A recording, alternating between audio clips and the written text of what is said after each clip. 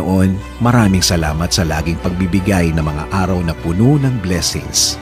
Salamat sa proteksyon mo na lagi kong kasama para sa akin at sa aking buong pamilya.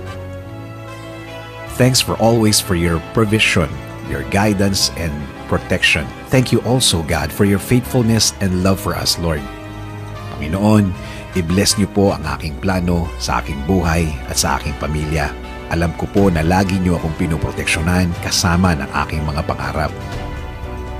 Panginoon, hindi po ako isang perpektong tao at alam ko po na hindi rin perpekto ang aking plano. Pero kayo na po ang bahalang mag-ayos ng mga mangyayari.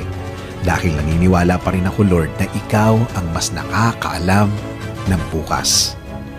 Alam ko po, Lord, na marami pa akong dadaanan para matupad ang aking plano sa aking buhay. Pero alam ko po na bibigyan niyo po ako at ang aking plano sa buhay ng tamang direksyon.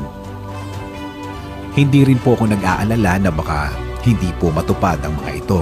Dahil alam ko, Panginoon, na lagi po kayong andyan para ibigay ang mga oportunidad na kailangan ko para mapalapit ako sa aking plano, sa aking buhay at para sa aking pamilya. Alam ko po na ipadadala niyo rin sa way ko ang tamang tao para po makatulong sa aking plano, Panginoon. At ang mga tao ito ay gagabayan din ako sa aking mga gagawin.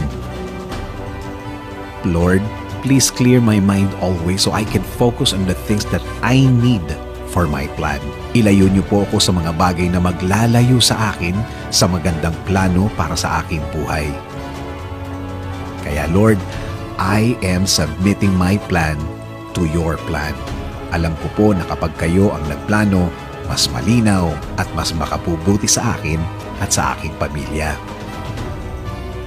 Lord, please keep me safe and my family always. Kayo na po ang bahala sa amin at sa aming mga bukas. Kayo na rin po ang bahala, Panginoon, sa aming bayan. Patuloy kaming magtitiwala at maniniwala sa inyong grasya, Panginoon. This is our prayer in Jesus' name. Amen.